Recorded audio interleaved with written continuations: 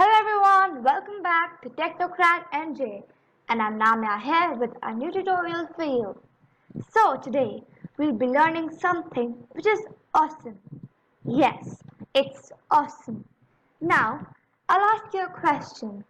Do you know Python? Okay, your answer might be yes, I know, a little bit. No, I don't know even the basics. Okay, I have the answer for you. Go check out some of my videos related to Python and you can go through them and learn Python. Next thing, I'll ask you one more question that do you know HTML? I know many of you know that, but if you don't, my previous video is about that. So do go see that and learn it. Now, if you know both, then you're done. If you know Python and HTML, you already know Django. Yes, don't be surprised. You already know Django because Python plus HTML equals to Django. So if you know both of these, it's done. Now just we need to do a little bit changes, just a little bit, not that much. We'll just learn step by step and then we'll be able to know that how we can create the websites. Now, first of all, let me tell you that what is Django. Now, Django is a high-level Python web framework, which encourages rapid development and clean, pragmatic design.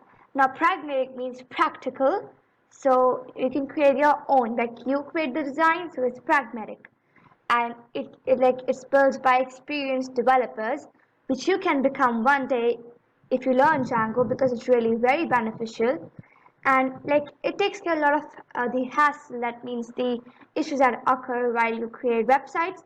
So it's like it takes care of that it should occur really less while you're working on Django, so you can focus on writing the code for your app. And one more thing, it's very free and it's an open source, so everyone can use it.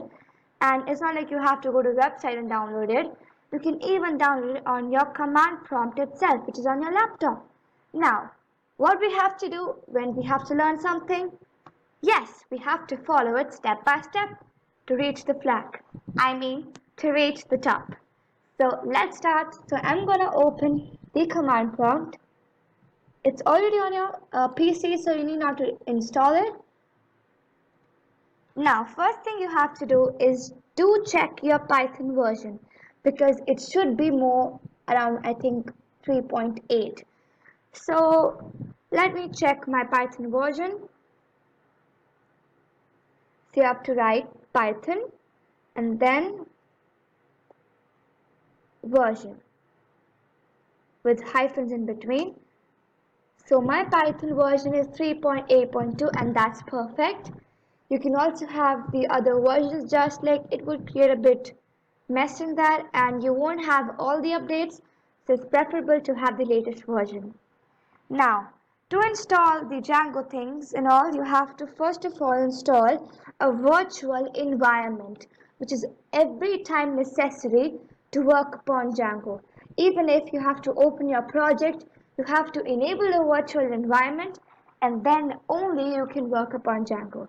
So to install a virtual environment, I will not click upon enter because it's already installed and I don't want my computer to hang. So I'm just telling you what to write. Now, to install a virtual environment, you have to write pip and then install virtual. And then for environment, we have a short form env. And then you have env wrapper. So it's like it doesn't have that much meaning. It's like virtual environment wrapper. So it's like your package is in it and you have to write win, -win. Now let me just do Control C because I don't want this to run. Now, after you have installed your virtual environment, what you will do is you have to make one because it's not like you have installed and it's done. When you install something, it is saved as a file and then you install it. So that's how we have two steps.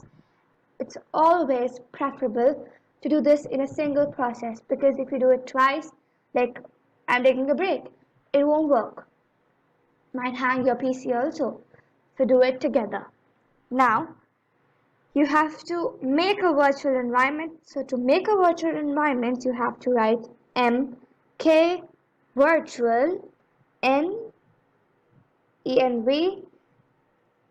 and then you can give it a name. So maybe vir1, I mean vir1, vir2. I'm using vir2. You can name whatever you want. It's completely your wish. Next, you have to activate it. So to enable it, you have to write work on vir2.